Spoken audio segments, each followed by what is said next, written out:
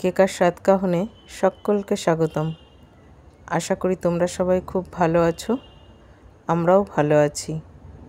আজ বানাচ্ছি কাঁচা লঙ্কার চিকেন কারি, খুবই সহজ পদ্ধতিতে এবং ঘরোয়া উপকরণ দিয়ে। তাহলে আসো দেখে নিই কীভাবে করছি আজকের রেসিপি। চিকেন করার জন্য কড়াইতে তেল গরম করে আলুগুলোকে সব ভাজতে দিয়ে দিয়েছি।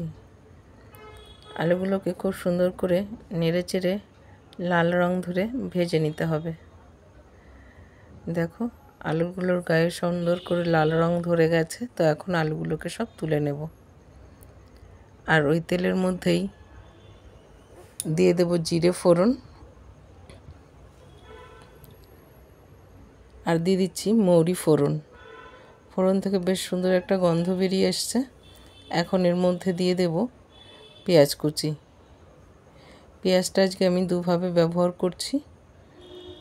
পেঁয়াজটাকে খুব সুন্দর করে ভেজে নিতে হবে।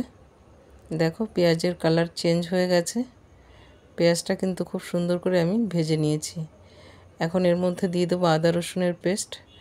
আদা রসুনের পেস্টটা দিয়ে পেঁয়াজের সঙ্গে ততক্ষণ ভাজতে থাকবো যতক্ষণ না আদা রসুনের কাঁচা গন্ধ না বেরিয়ে যাচ্ছে। পেঁয়াজের সঙ্গে আদা রসুনের পেস্টটাকে খুব সুন্দর করে ভেজে নিয়েছি।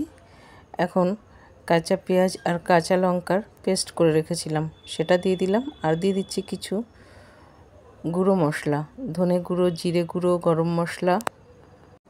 এখন মশলাগুলোকে খুব সুন্দর করে কষিয়ে নিতে হবে। মশলাগুলোকে ততক্ষণ কষাতে থাকবো যতক্ষণ না মশলা থেকে তেল না বেরিয়ে যাচ্ছে।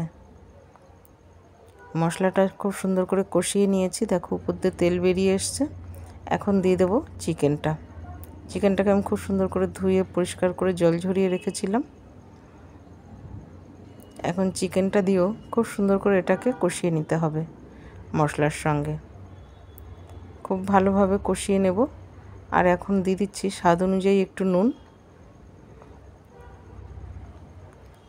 এখন নুনটা দিয়েও খুব ভালো করে কষাতে হবে।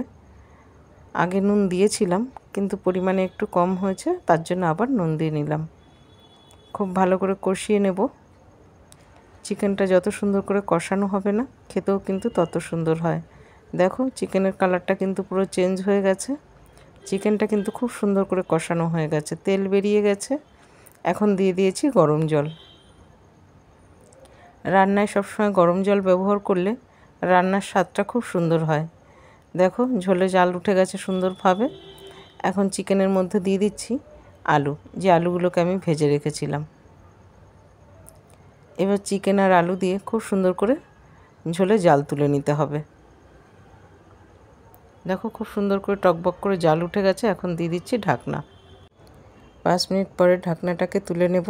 দেখো খুব সুন্দরভাবে চিকেনে জাল উঠে গেছে, আর দেখতেও খুব সুন্দর হয়েছে, আর খেতেও কিন্তু দারুণ হয়েছে। একদম সহজ সরল পদ্ধতিতে আমি চিকেনটা বানিয়েছি ঘরোয়া উপকরণ দিয়ে। যখন কোনো রিচ খেতে ইচ্ছা করবে না, একদম হালকা পাতলা খেতে ইচ্ছা করবে, তখন কিন্তু এইভাবে গরম ভাতের সঙ্গে চিকেন তোমরা করে খেতে পারো, বেশ লাগে খেতে। অবশ্যই একবার ট্রাই করো। চিকেন আমার ডান। এখন চিকেনটাকে গরম ভাতের সঙ্গে সার্ভ করে নেব। আর এই চিকেনটা না, সত্যি বলছি, গরম ভাতের সঙ্গে কিন্তু দারুণ লাগে খেতে। হলপ করে বলছি এটা একদম, যে তোমাদের এই চিকেনের সঙ্গে গরম ভাতে আর অন্য কিছুর প্রয়োজনই হবে না।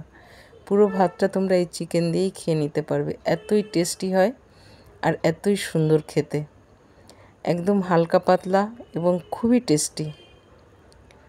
মানে এত ভালো হয়েছে খেতে, তোমাদেরকে কি বলবো। তোমরা কিন্তু একবার অবশ্যই ঘরে এইভাবে চিকেন করে খেয়ে দেখো, দারুণ লাগে খেতে। আর যারা ঘরে এই চিকেনটা করছো তারা কিন্তু আমাকে কমেন্টসে অবশ্যই জানিও। তোমাদের কমেন্টস পড়তে এবং রিপ্লাই দিতে দুটোই আমার ভীষণ ভালো লাগে। তাহলে আজ এখানেই শেষ করছি। সবাই ভালো থাকবে, সুস্থ থাকবে। দেখা হবে পরের আরেকটি ব্লগে।